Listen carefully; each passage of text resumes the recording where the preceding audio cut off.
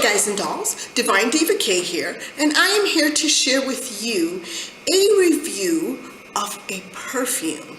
Now I know there are several of you out there, more than several, who watch my videos because you enjoy fragrance. And so today I am going to talk about a flanker to an extremely popular, I think probably one of the most popular fragrances out there, which is Vie Est Belle by Lancome. Now, I don't own the Vie Est Belle, and maybe one day I will, but I do own one flanker to it, and that is Vie Est Belle Eclat. And I will put it, still haven't figured out where, but I will put an iCard with my review of Vie Est Belle Eclat up there. But today I'm going to talk about another flanker to that perfume, and that flanker is Vie Est Belle l'Eau de Parfum Intense.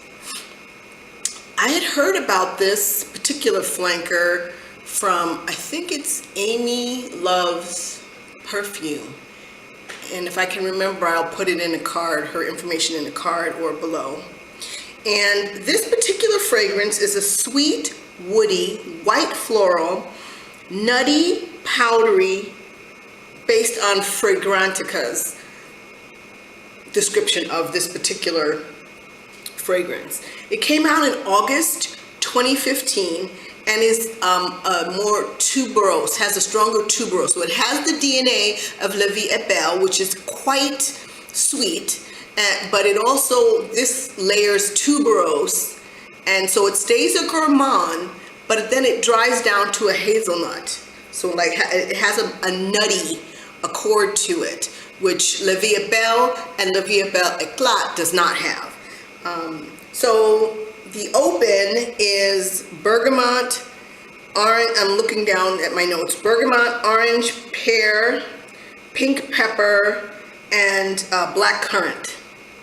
So when you first spray it, it's kind of light and not, even though it's bergamot, I wouldn't say it's citrus. I wouldn't say citrus,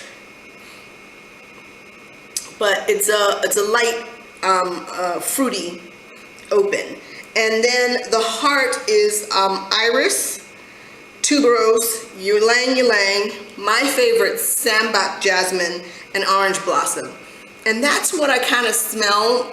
I smell the sambac jasmine and the orange blossom. Ylang ylang, I don't really smell the tuberose, although this is supposed to be tuberose heavy. And then the dried down is hazelnut cream. And as you can see, I have used some of it, quite a bit of it, because it's bigger on the top and narrow on the bottom. But one of the things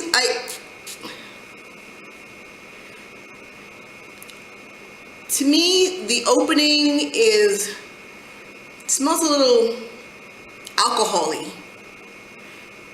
It doesn't really have, when you spray it on my skin, and I have to say my skin because everybody's chemistry is a little bit different, and so perfumes are going to wear differently. Different scents are going to come out or be more prominent based on your particular chemistry. And to me, I do get a little bit of the sweetness of Vie Est Belle. The first spray, it just smells very alcohol-y. The very, very first opening, just smells alcohol-y. Can I say that how many times? Then it starts to smell like Vie Est Belle. The DNA is there. I smell a little bit of the sambac jasmine. Smell it more when I have my nose on the bottle. On my skin, I do smell a little bit of the sambac jasmine. I don't really smell tuberose. I have Gucci Flora tuberose, and that one really smells I can really smell the tuberose on that one. This one, I smell more sambac jasmine and orange blossom. That's what I smell on my skin. I really have to say that I don't like this fragrance. I don't hate it. I just don't like it as much as I like the Vie Est Belle Eclat. I would buy that one again. This one, when I get to the bottom of it, I probably won't buy it. The reason why I bought it in the first place is because there was so much talk of that hazelnut accord for the dry down. However, it doesn't, number one, it doesn't last on my skin. So I would have to carry this bottle around with me, which is not going to happen, to top it off. And then the dry down, I don't really smell hazelnut. I don't smell anything nutty in it, in the dry down. For me, it's okay. It's an okay fragrance. And this has the Vie Est Belle price. So if I'm going, and I smell the mid notes is Vie Est Belle to me, I might as well just buy Vie Est Belle and not have to deal with that alcohol-y kind of smell in between. So I would say for my, if you like this, the fragrances I like, you probably would want to pass on Vie Est Belle, L'Eau de Parfum Intense. I'll get better at these pronunciations, but that's what I would say about that. I would say go with the Eclat or the original, because especially if you like the Vie Est Belle, because I can still, like, okay, I haven't gotten to the dry down yet, but I can definitely smell a Vie Est Belle in it, and my Eclat smells similar to this, but to me it's sweeter. This is not as sweet as the Eclat, and not as sweet as the original Vie Est Belle.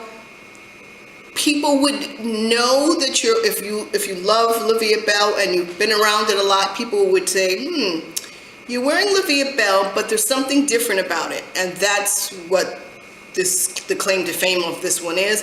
When I wear the Eclat, people do not even know that I'm wearing Vie Est Belle, so they just say I smell good. So that would give you an indication that it is different. The flanker is different, and it is giving something to the scent, or to the differentiation of it.